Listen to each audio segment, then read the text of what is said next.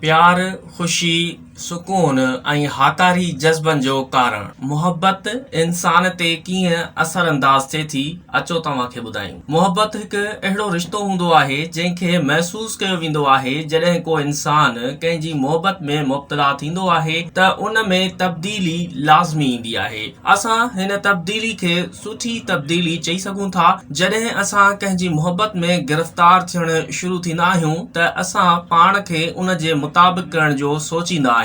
तव्हां रिश्तो बचाइण लाइ पंहिंजो तकबुर ऐं वॾाई पासे ते रखे छॾींदा आहियो। तव्हां तब्दील थी वेंदा आहियो ऐं तव्हां ते उन जा हाकारी असर बि पवंदा आहिनि। जॾहिं असां कंहिंसां प्यार कंदा आहियूं त असां पंहिंजे ज़हन में तब्दीली महसूस कंदा आहियूं। असां ख़ुशि थींदा आहियूं। असांजे दिमाग़ में अहिड़ा केमिकल्स पैदा थींदा आहिनि जंहिंजे करे असां सुकून महसूस कंदा आहियूं। वक़्तु गुज़रण सां गॾु अहिड़ा एहसास बि पैदा थींदा आहिनि जेकी असांजे हाकारी जज़्बनि में इज़ाफ़ो कंदा आहिनि ऐं पंहिंजे महबूब सां गॾु रहण जी ख्वाहिश वधंदी आहे। जॾहिं प्यार अज़दवाजी रिश्ते में तब्दील थिए थो त दिमाग़ डोपामिन ऐं न्यूरोफोरन जारी करे थो।